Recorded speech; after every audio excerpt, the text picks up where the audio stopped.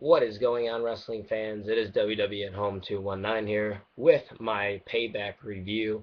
And I just got home from Payback about an hour ago, and now I'm here for my Payback review. So, yes, if you didn't know, I was at Payback. I was sitting in section 116, about the middle rows, so it was basically the lower section in the middle rows. Very awesome atmosphere, very cool to witness in person. The pre-show matchup, if anybody cares, was Sheamus and Damian Sandow. The crowd had a really mixed feeling about Sheamus. I myself don't like Sheamus. I was part of the Sheamus sucks chance, but Sheamus would end up beating Damian Sandow with a bro kick. It was actually a pretty good matchup. I enjoyed it. I'll give it a C+. It was a good way to start off with the pre-show for Payback. So then jumping right into the card itself, we start off with the Intercontinental Championship matchup.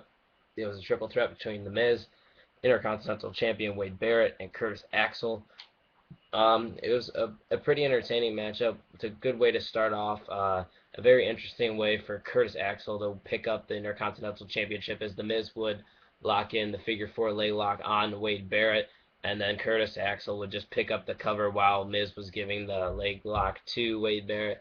So your new Intercontinental Champion is Curtis Axel in a matchup that, like I said, it was a pretty good start to this pay-per-view, and I'll give it a C.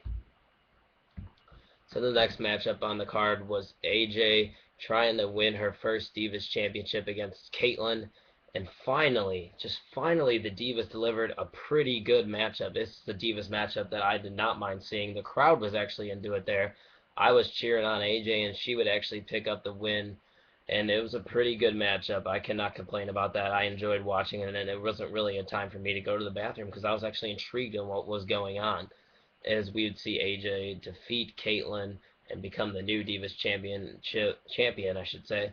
And it was a matchup that I enjoyed better than the triple threat with Axel, and I'll give AJ and Kaitlyn's matchup a C+, probably the best Divas matchup that we've seen in 2013, maybe even in 2012. So then, next up was the World Heavyweight Championship matchup. Dolph Ziggler looking to defend his title against Alberto Del Rio, and basically Alberto Del Rio kicked Dolph Ziggler's ass. Dolph didn't really get much going. But I think Dolph did a great job playing off that concussion storyline. I'm pretty sure that's what they're doing here, as Alberto Del Rio would pick up the victory with a kick to the head of Dolph Ziggler. That basically just seemed to be the theme and the point of emphasis for Alberto Del Rio against Dolph Ziggler. Dolph Ziggler did a great job acting. Granted, this could be a little bit actually that he might actually be banged up. I don't think he has a concussion, but he did a great job playing off that injury storyline. Very confused on why Del Rio would win. It was a very shocking victory for Del Rio over Ziggler. I don't really understand it. Maybe there's something in the future with Del Rio feuding with someone. I don't know what they're going to do with Ziggler now. It's very confusing. I didn't like how Del Rio won this matchup. It doesn't really make sense to me whatsoever. This matchup was okay, but like I said, it was a lot of Del Rio dominating, and it was probably one of my least favorite matchups on the card that I'll give a C. New World Heavyweight Champion Alberto Del Rio.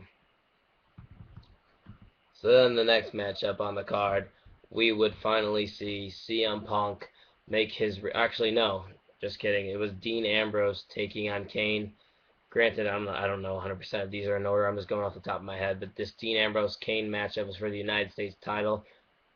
Dean Ambrose won via countout, as he would give a DDT to Kane on the outside to pick up the victory. I'm guessing this is just prolonging the feud between these two, and it was probably my least favorite matchup of the night. I'm going to give that matchup, as Dean Ambrose retains off a countout, of D+. It wasn't that great, and I thought they could have done a lot better. So then we would see CM Punk make his return in Chicago, and absolutely, I have a video on my phone. It's absolutely electric there. It was almost deafening the way that this crowd was. I mean, the crowd, this was easily the match of the night. It was back and forth. Chris Jericho and CM Punk, they put on a great show every time they're in the ring. CM Punk would hit 2 GTSs. The first GTS would knock Jericho into the corner, and Jericho would bounce off the corner, and then CM Punk would hit Jericho with another GTS, and that would finally do it. And it was an awesome matchup. There was really nothing to complain about. I'll give it an A, and it definitely stole the show tonight, as you would see CM Punk defeat Chris Jericho at Payback, and CM Punk is back.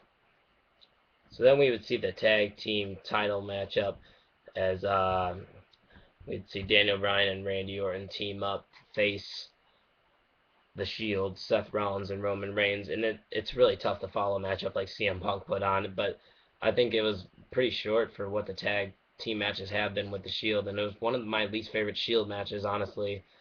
This matchup was okay. The Shield would defend their titles as Roman Reigns would spear Daniel Bryan. I'll give it a C minus. It really wasn't much to it. And then finally, for the main event, the Three Stages of Hell match with John Cena trying to defend his title against Ryback. The crowd was into this matchup just as much as maybe the CM Punk matchup. Granted, they weren't cheering for either of these guys as they don't like either of them, but there's a few Ryback chants, few Cena chants. Of course, I was on Cena's side, and as a main event, I think it delivered. Like I said, it wasn't the match of the night because CM Punk and Jericho definitely was, but it was a pretty solid main event. John Cena would lose the first stage in that lumberjack matchup. Ryback would pick up the shell shock on him there, and then John Cena would win the tables matchup and then put Ryback through an ambulance, the top of the ambulance. That was a very cool spot to end it, as John Cena would retain his WWE Championship. Hopefully this is ending the feud with Ryback. And it was a matchup that I thought was pretty entertaining. I'll give it a B, as I think it delivered on the main event. Uh, um, as a side note to this pay-per-view, I'm not going to give you my overall grade of the pay-per-view yet.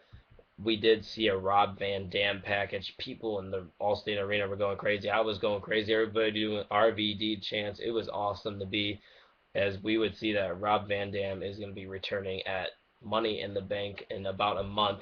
So that is very awesome. I think it's great for the WWE. Granted, he's probably only got 1 or 2 more years, but hey, it gives you something else, some other talent on the roster, as we haven't seen him on TNA's Impact in a while, and I guess this is the reason why, because he's coming back to WWE. Payback overall was a pretty surprisingly good pay-per-view. I enjoyed it. I don't get why people were saying this pay-per-view was bad, because in my personal opinion, it delivered in my eyes.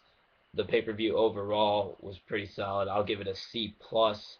You guys tell me what you thought about Payback down below. Follow me on Twitter at Let's Talk _WWE, and stay tuned for my Raw review tomorrow night. Take it easy.